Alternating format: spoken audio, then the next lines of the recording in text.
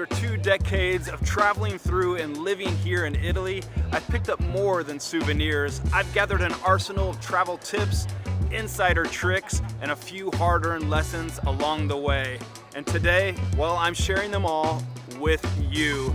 Whether you're a first-time traveler to the land of pizza and pasta, or you're returning for another round of La Dolce Vita, this is your ultimate insider guide.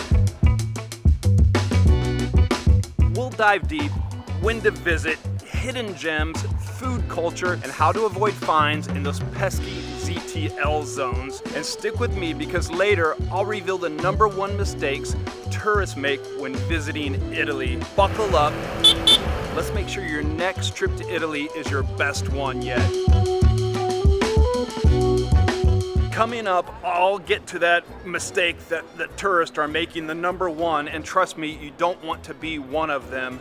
But first I want to talk about the best time to visit. Over all these years, I've seen trends, waves. In the heat of the summer, when the temperatures are high, so is tourism.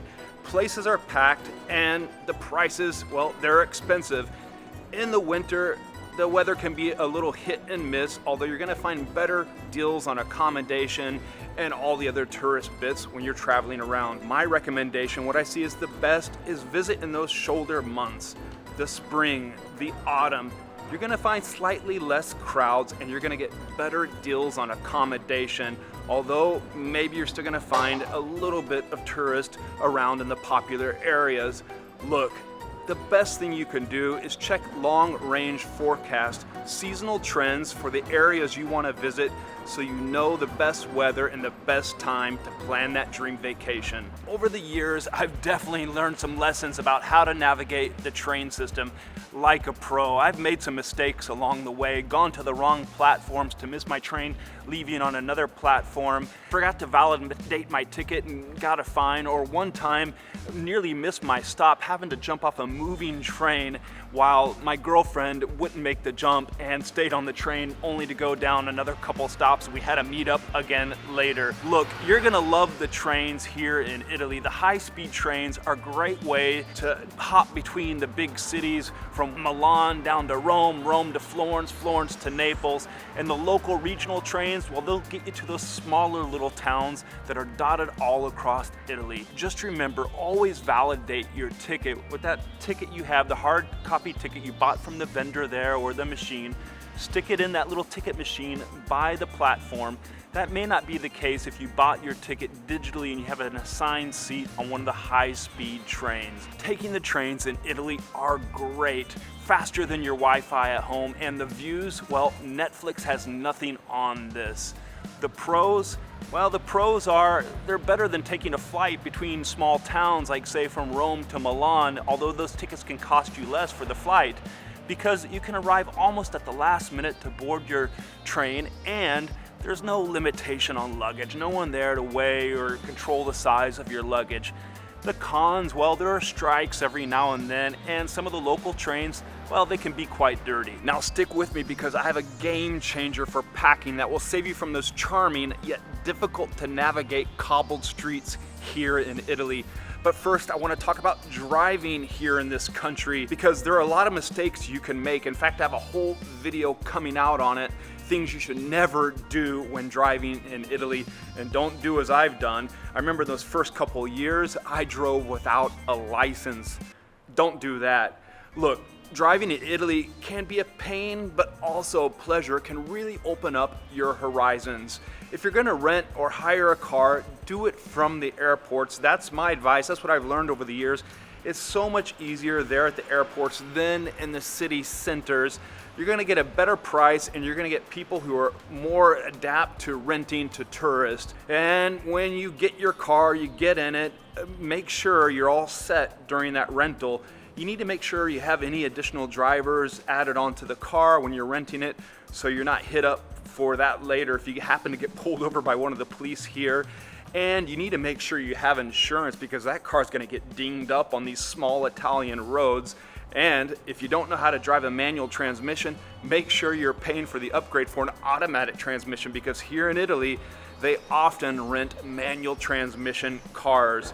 Now, one thing you want to be aware of are the differences in signs and the rules when driving here in Europe. You need to study up on the different signage because they have some signs here that you would never see in other parts of the world. Also, you need to be aware of those special zones you can't drive into, those ZTL zones I talked about before. You remember that? Well, that stands for Zona Traffica Limitato, which means limited traffic zone, and you'll get a hefty fine, a surprise later on the mail at home if you drive into those zones. If your hotel's in one of those zones, call ahead and ask them how you can get to your hotel, if it's okay to drive into the zone. But the only way or reason you should drive into those zones, if you got the okay from the hotel, or if you see a green light right next to that sign that says ZTL, and those green lights are usually on Sundays or in the evenings. But with a car, you're able to get out to the Tuscan countryside or drive along the Amalfi Coast.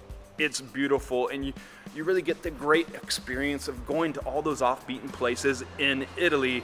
Just be aware, it can also get stressful, especially when you're going into the cities and the big ones like Milan or Rome. You're gonna have all sorts of things going around you, so be very aware of your surroundings. Like I said, those different traffic signs, and make sure for the motorbikes. There are so many motorbikes here in Italy constantly buzzing and passing by, so if you gotta change lanes, make sure you're clear behind you if the motorbike's not cutting lanes and coming up and passing you. Look, driving in Italy is like Mario Kart without the banana peels, but with much better food. Okay, we're getting to the food section, I promise, and it involves a faux pas that as a visitor you should never make when you're in an Italian restaurant. And hint, it has to do with bread. For itineraries and which cities to visit, I still think after all these years, the big cities are where it's at, especially if you're a first-time visitor here to the land of pizza and pasta. I'm talking about the cities like Rome, Florence, Venice, and maybe Milan. Look, on subsequent visits, you can go visit those smaller places, get down to Naples, go to Bologna, visit towns like Matera down in the deep south, go visit Puglia, go visit Sicily. Look, even on another trip, your third, fourth, fifth trip to Italy, you can make a week-long trip, just visit Sicily, or a week-long trip, just visit Puglia, and spend a whole week, 2 weeks there. You won't be let down. So my first trip recommendation, or maybe even your second trip, is hit those big iconic places, Rome, Florence, Venice, and make sure you're giving yourself a minimum of 2 nights in those places. And for Rome, minimum 3 nights, and that could also be the same for Florence as well. And then from those places, you can consider, if you have more time, to do day trips. So say from Florence, you want to make a day trip out to Pisa to see the famous Leaning Tower. Or if you're in Naples, make a day trip out along the Amalfi Coast or go see Pompeii. Or if you're in Milan, make a day trip up to the famous Lago di Como, Lake Como, see the lake and see Bellagio. Now, if you've already hit up all those big cities and you want to do something less touristy and more unique, well, stick with me. I have some experiences I think you might want to check out. Now let's get down to the food. Oh, over the years, I've eaten my way all around the boot. Risotto alla Milanese, bistecca alla Fiorentina, polenta. My advice to you is when you go to a new town, a new place, when you sit down in the restaurant, ask what the typical plate is there in that area. Order it, don't ask questions, eat it, and you'll thank me later. I remember when I first moved to Italy, I lived up in the north in the region of Lombardia. There I was introduced to the cold cut of Bresaola, pizzoccheri alla Valtellina. Oh God, made with buckwheat pasta. So darn delicious. And there's all this restaurant etiquette you need to remember when you're visiting the different restaurants in Italy. First are the opening hours. They may not be what you're used to. I'm talking about hours between 12 and say 3 p.m. Then they're closed and they're not open again until maybe 7 p.m. on up to 11 p.m. If you want lunch or dinner outside of those hours, well, I suggest to you fast food or just getting a sandwich at the local bar. And when you're sitting down there, make sure, don't do this. Don't order balsamic vinegar. Ask them to bring it to the table so you can have it there with the olive oil so you can dip your bread in it. That's not done here in Italy, so don't do it. I'll get to the bread bit a little bit later. And the courses, the plates. You need to remember, Italy's a slow country and they love their food. They enjoy it one plate after another. It doesn't all come on one plate. There's the primo, the secondo, the contorno. There also, it starts off with the antipasto when you sit down, the different wines, the beers. Oh, you're gonna love it. Now, here's my tip for you. Just remember this. Ordering a cappuccino in Italy after 11 a.m., well, that's like wearing flip-flops to a black tie event. It just doesn't fly. Don't do it. There's this unwritten cappuccino curfew rule that says you shouldn't be ordering a big milk-based drink after 11 a.m. Italians consider a cappuccino breakfast. I also think that they're very intolerant to dairy products, so they don't like having that cappuccino more than once a day, more than that morning drink. You can do it, and I do it after 11 a.m., but I wouldn't recommend you order it in the restaurant where you just had lunch or dinner. Definitely don't do that. Now remember the bread. I spoke about the bread earlier on in this video. What you want to do with the bread, don't ask for balsamic vinegar there to dip it in along with the olive oil. Keep that bread. The bread's used not to eat on its own, but it's used to eat along with your food. Help you twirl and swirl your pasta. And at the end of the plate, when you still have some of that sauce on your plate, do what the Italians do. Just scrape up the sauce with that bread and eat it off the bread. Bread in your mouth and all. In Italy, it's called la scarpetta. And you just take the bread and scoop up, soak up any of that last remaining goodness pasta sauce. Eat it. Oh, I'll remember I said I would reveal to you the #1 mistakes tourists make when visiting here in Italy. Well, it's actually the first mistake they're going to make, and that's overpacking. They're making it even before they leave to come to Italy.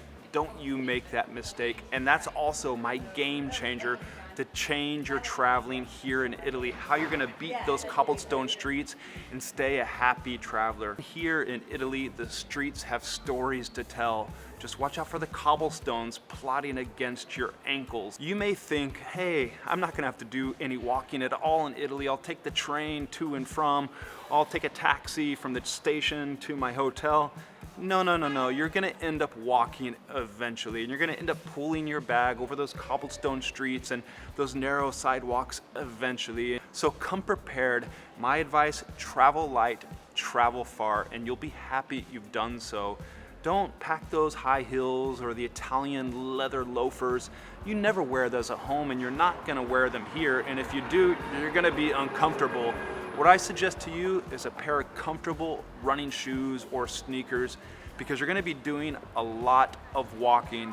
Other packing advice, well, throw in a power bank so you can recharge your items on the go when you're going around the city, snapping a lot of photographs and navigating around. You need a power adapter so you can make sure your items are charged back at the hotel, not a voltage converter. You're not gonna do that. You're not gonna plug in your hairdryer or closing iron. Don't bring those. You need a power adapter because it's 110 volts, for example, in the United States, and it's 220 here in Europe and in Italy. And the last bit of a travel packing advice, well, that's bring cash. Make sure you always have a little bit of Euro cash on hand, so when you're in those small places and you're ready to buy a gelato or a local magazine, you got some cash.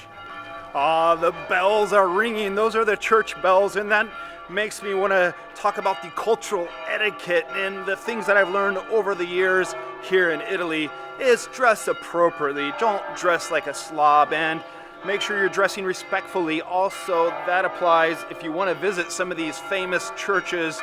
If you get in those, you have to be dressed appropriately. If you're not, they're not going to let you in. And by that I mean covering up your shoulders, covering up your knees. It's simple rules, and it'll also make sure you get into those important religious and cultural sites. The other thing I want to talk about are those opening hours of businesses. Well, you need to respect those opening hours and consider them as well, because some are closed for long lunch hours, like from 12 to 3:30 in the afternoon. Little small shops, they won't be open during those lunch hours. Also in the August months, they take a couple of weeks off, and around Christmas they're off for about 3 weeks or so. Europeans, and especially Italians, love their vacation. Another thing you want to be aware of for cultural etiquette and awareness is speaking Italian. I'm not saying come here fluent, like talking like you're Dante. Non parlo italiano. I don't speak Italian. Buongiorno. Parli inglese, per favore? Buongiorno. Parli inglese, per favore? I'm just saying learn a few phrases like buongiorno, hello, good afternoon. That's buonasera. Buongiorno in the morning, buonasera in the afternoon after lunch. Salve, that means hello. Grazie, that means thank you. Or per favore, simply, that's please. Over the years, I've learned a few things about avoiding the traps. Avoid the tourist menu. If the locals aren't eating at the restaurants, neither should your taste buds. I'm not saying that all restaurants that have the menu in Italian and also in English are bad. It's just a good indicator that it may not be the place where you want to pass your lunch or dinner time. The further you go out of the center, the more authentic and delicious places you're going to find. And if the menu's in Italian, with Google Translate, you can work your way through, and it's also a great way to brush up on your Italian. But if the menu's also in English, don't worry. It could be a decent restaurant. Even here in Italy, the bad restaurants are 100 times better than what you might find in your hometown.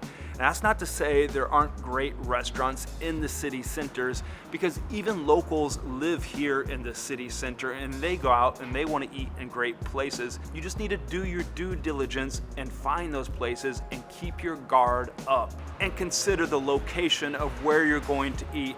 For sure, if you're eating there in front of the Cathedral Milan or in front of the Colosseum in Rome, it's going to be a tourist trap, it's going to be overpriced, and the food's probably not going to be that good. So consider that when you're sitting down in front of those places. Now stick with me, because I'll share with you a city that's just as romantic as Venice, but with half the tourists and double the charm. If you spend any amount of time here in Italy, you're bound to come across these special and famous festivals. I'm talking about the Carnevale in Venice, or the Paio, the horse race in Siena, or the Calcio Storico, the old historic football soccer matches in Florence. They're a great way to experience the local vibe and have a lot of fun doing so. On my bucket list, one of the things I want to do in Spain is go to a bullfight one day. I know some of you might disagree or say it's cruel, but I want to do it. I want to go to Sevilla and go to a bullfight. Oh, and don't get me talking about those sagras. Well, heck, we're going to talk about them. A sagra is a food festival that every little village or city will have, especially during the summertime, and they celebrate and they're centered around one of their local main staples or produces. I'm talking about a sagra for cherries, a sagra for red onions, mushrooms. There's another sagra in another town for risotto. It's a festival, a food festival, and everybody gets together and gorges on that food and has a good time with a lot of drinks. And well, if you're thinking about doing one of these festivals and having a good time, watch out for the cars here on these small Italian streets. You need to plan ahead, book accordingly, because a lot of other people are going to be thinking the same as you. They're going to want to go out and have a good time. So consider prices are going to be higher for these events, and there's going to be less lodging accommodations that you can find online. But if you plan in advance and book appropriately, you can make sure you get to see one of these big famous festivals here in Italy. When I first came to Italy, I was too cool for visiting the popular places like Rome's Colosseum, the Vatican, Venice. I thought, I'll go to those off-beaten track places. But on your first visit, you should really do so, and it can really enhance your knowledge of the cultural and the history of the country you're visiting, in this case, Italy. So yeah, go to those places, visit those places, even on your first visit to Italy. But if you're gonna do it right. And what I mean by that is, before you go visit the Colosseum or the Sistine Chapel, make sure you're reading a little bit of the history on the place and you have a little bit of knowledge before you get there. And when you get there, get a proper tour guide, private or semi-private tour guide, so you can really enhance your visit there and really get the most out of it. because doing so, you're gonna get the most out of your vacation and your trip here to Italy as well. You can do this for places like the Sistine Chapel, the Vatican Museums, Rome's Colosseum, Pompeii outside of Naples, the Uffizi Gallery in Florence, or the Last Supper up in Milan. You're thinking, how do I find the right tour guide? How do I get the right knowledge? Well, do some research online beforehand. Ask some of your friends who've already made the trip here to Italy, or just drop a comment down in the comment section of this YouTube video. Ask your question there. Get advice from the other commenters down in the comment section as well. And while you're down there in the comment section, ask about vineyards and wine tours. See if anybody else has ever done that. This is one of the coolest things to do in Italy. Over the 20 years here in Italy, I've been fortunate enough to visit some of the great vineyards. The Tuscany vineyards of Chianti, in Lombardia, Franciacorta, in Veneto, the Prosecco hills, and in Piedmont, the Barolo hills rolling there in the countryside outside of Torino. It's such a cool way to really experience the local area and have a good wine along the way. You can also do tasting tours from the cities you're in. If you're in Florence, do a tasting tour from Florence of the Chianti area. Or if you're in Torino, get out there in the Bresco, Barolo areas and do a tasting tour and get back to Torino at the end of the day. But my advice, the pro tip, this is great, 10 out of 10 for sure. Do a little research, find an Airbnb or a hotel that's in those vineyards, in those hillsides. Recently, I did a trip in May to those Bresco, Barolo hills up north around Torino. Oh, it was great. The only downside was it was raining. But doing so, you're able to stay up there in the hillsides, in those little villages, drink wine at night, sample the local products, and in the morning, go for a hike among the vineyards. You're gonna love it. You're gonna have so much fun doing so. Trust me. Another thing you can do that's similar is do an olive tasting tour. Go out to the olive groves and see how the production's done. There's so many things like this to get yourself out of the hustle and bustle of a city. Wine tours, olive grove tours, you'll love it. Now let's stay on the outdoors for just a minute, because getting outside of the cities and into the countryside in Italy really helps you appreciate all that this country has to offer. I used to live up near Bormio and I never went up there to go skiing. Maybe I should have, but I've never skied in my life and I think it's too late to learn now. But Italy has so many great ski areas, and the prices for skiing in Italy are a lot less expensive than what you'll find in neighboring countries like France or in Austria. Just think of Cortina d'Ampezzo or Val d'Aosta, great ski winter sport areas. Now, if winter sports aren't your thing, and they're not mine, well, think of hiking. Great places like Cinque Terre, the Amalfi Coast, or the Dolomites. Now, Cinque Terre, Amalfi Coast, those are also beautiful with the coastlines. The only thing about those places is that they get kind of overcrowded with tourists and they're a bit stressful to drive in and out of with a car, but once you're there, it's pretty fun. What I would recommend in either of those places, in addition to hiking, is park up and then take a boat tour around the coastline. That's pretty cool, and you'll get away from all the hustle and bustle of the tourist. But let's get back to the Dolomites. And what I suggest, in the summertime or in the spring, go up there, find a place around Murano or something, book a hotel, stay in one of those valleys. You can take a chairlift or a gondola up to the top of the mountains and hike all around and see all those beautiful and famous UNESCO peaks. Or you can hike up there yourself. Just spend 3 or 4 days, or heck, even a week in the Dolomites, one of my favorite places in all of Italy.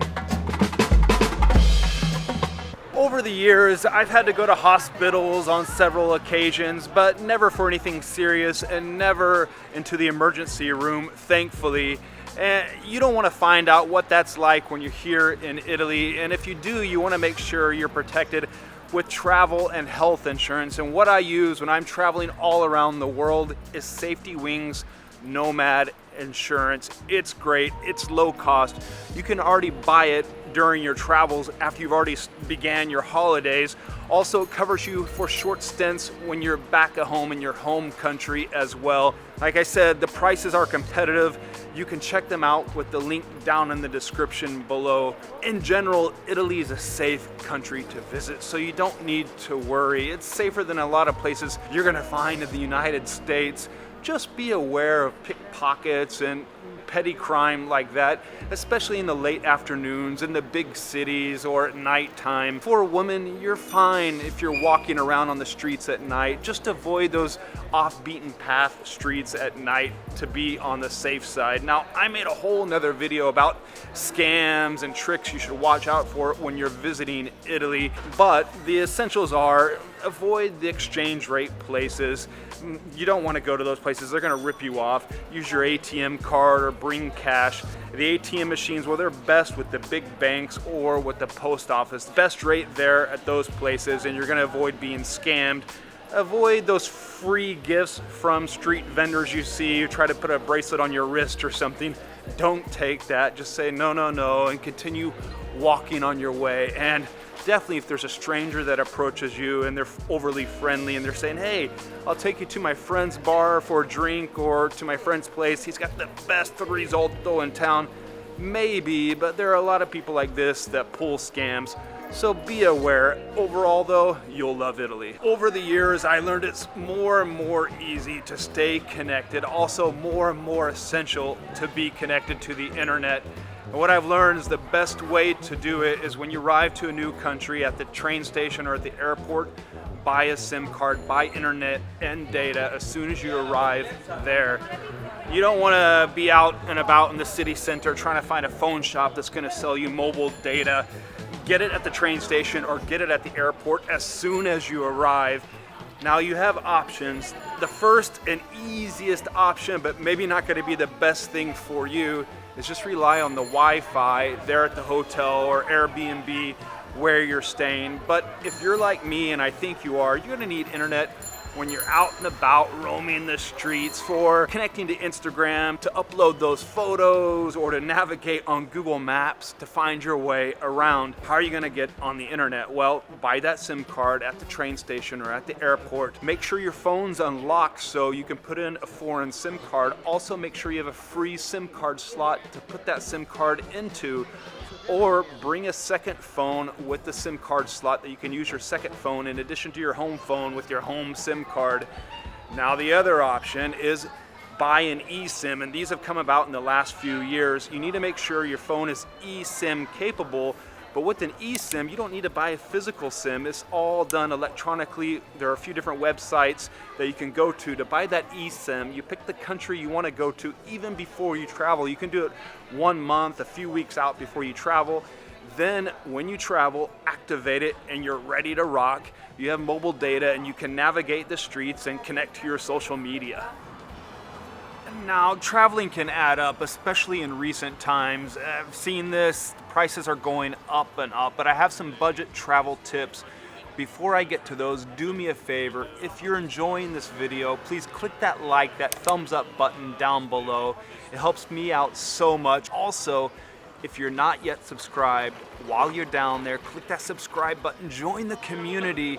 It helps me grow the channel. Also, make sure you're not missing out on any of the upcoming videos, and gets these videos out to other food and travel lovers like ourselves. Now, some budget options you want to consider when booking Airbnbs and hotels. Well, find those places that aren't exactly in those hot spots of the city you want to visit. Look for places that are a little bit more on the edge. Book well enough in advance. In general, Airbnbs are going to offer you better bargains, especially if you're traveling with a family and you need more space. Also with Airbnbs, you're going to get a kitchen so you can save money on some nights. If you have 3 or 4 weeks that you're traveling, maybe 2-3 nights a week, you want to stay at home, you can cook your own dinner in the kitchen, have lunch or breakfast there in your Airbnb and save money. Now, what about transportation? Well, for your transportation, avoid taking the expensive taxis. Taxis are expensive in Italy. Avoid them at all cost. Buses are great, trains are great. The local trains, they're super inexpensive, and a lot of those now you just get on the bus or on the tram and tap your credit card and that's it. You don't have to buy a ticket in advance. I only recommend that if it's late at night or if you're tired and you have a lot of luggage, don't knock yourself out with public transportation. In that case, just splurge, take a taxi and get to where you need to go. Save your strength for another battle. And what about dining out? Because restaurants can really add up. They can be expensive. So what I recommend is you do do research. All this means that you need to do a little bit more research to get those less expensive places, lodging or restaurants. Find the local trattorias that aren't right in the city center. Then often you're going to enjoy much better food and much more friendlier environment and more of the Italian vibe in those places. Trattoria, osterias, some places offer like a €15 fixed menu at lunch. They're great. Or if there's a restaurant you're really intent on visiting and it's a bit on the pricier side, well, you can get normally less expensive prices or a lunch menu during the lunch hour. So consider visiting that restaurant during the daytime. Well, I'm lucky because this place saw me filming outside and Italians being Italians. Ciao, ragazzi. They were nice and brought me in here, offered me a cafe, but I said, no, I can't have another coffee today, so I got a Prosecco. Now, regional differences. You need to understand regional differences when you come to Italy. When I first visited Italy, I thought it was just all pizza, pasta, Ferrari, Ferragamo.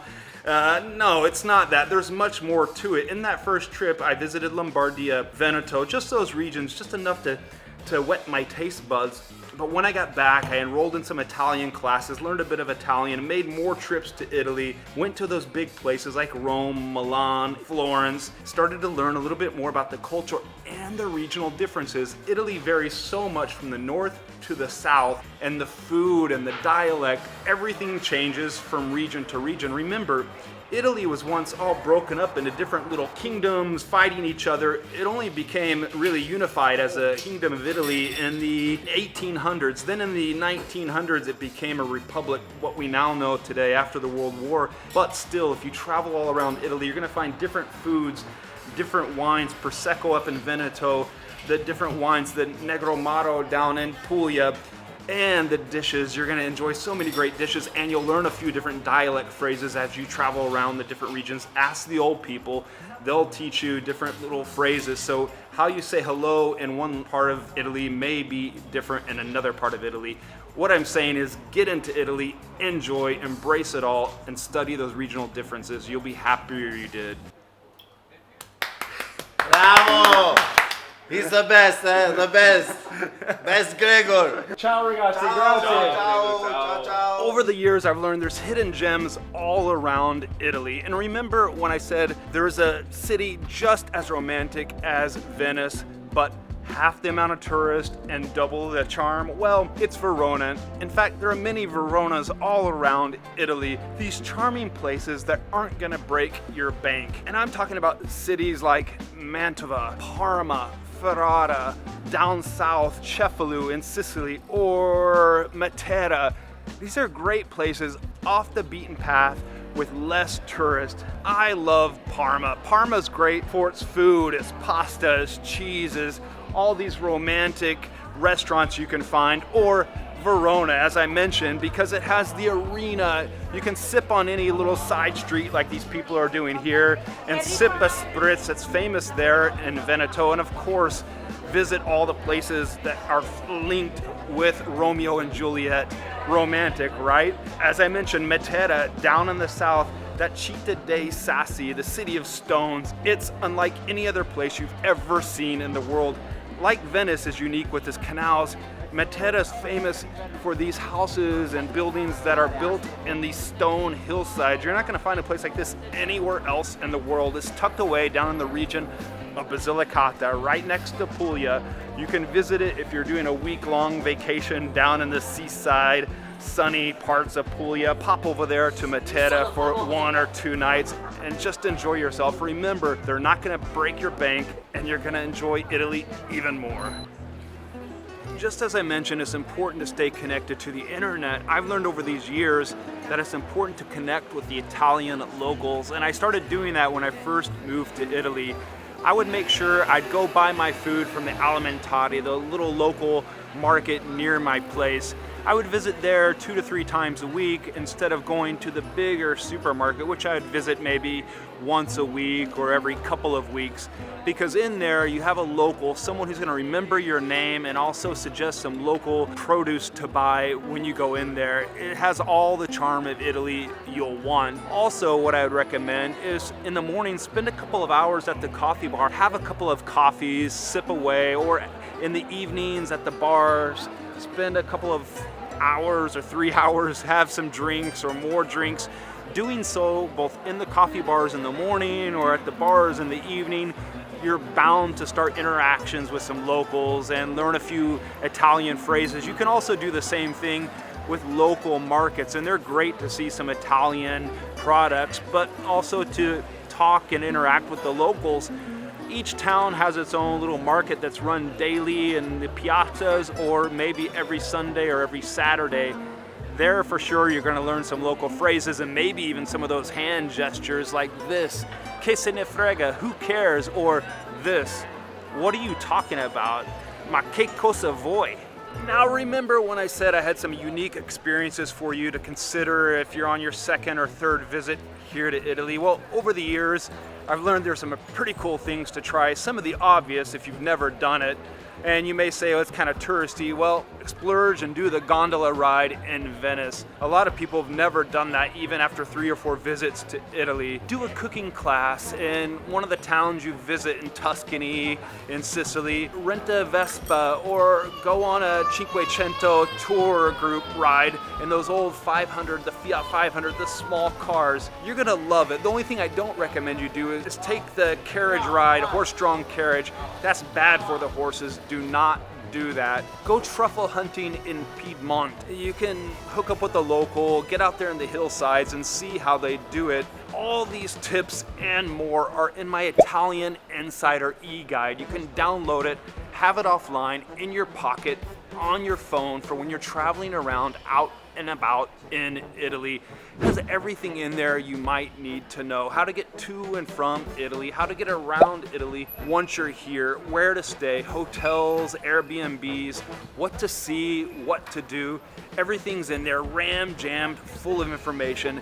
There's a link to download it in the description below. How are you gonna avoid the crowds? Well, I've learned over the years there are some secrets to doing so. If you wanna get in there and see the Vatican Museum, Cinque Terre, or Venice, hint, go early and book in advance. That's gonna be the way to do it. Earlier this summer when I needed to film a lot of videos and I wanted to escape the hot summer heat, I was out every day early in the morning at 8 a.m. filming from like 8 o'clock up to 10:30. And it's amazing how in these popular places, in the big cities, there's no one out in the streets in those hours, around 8 o'clock to 9 o'clock. And then you can see the city come alive with people, but a lot less people than what you'd find in the afternoon in those hours from say 2 to 5 p.m. So become an early bird. You're gonna get much more out of the city and your tourist experience by doing so. And book in advance. What I'm saying is book a few weeks, months out in advance to make sure you're getting the right time slot in these places. If you get the 8 o'clock time slot in some of these museums or art galleries, there's gonna be a lot less people. Another option is go in there 30 minutes before closing. So if they close at 6, book that 5:30 time slot. There's gonna be a lot less crowds. Now, if you have to, you can avoid the big cities, and that's gonna make sure you're not gonna have those overcrowded places. Go to places like Bolzano, Modena, and Trieste, cities that are off the beaten path but have just as much to offer. Ever wondered how you could travel around this country, hitting up all those big important cities and those off-beaten path gems? Well, I think I figured it out over the years. I put it all in one video, the ultimate Italian trip itinerary that will change your life. Check it out here.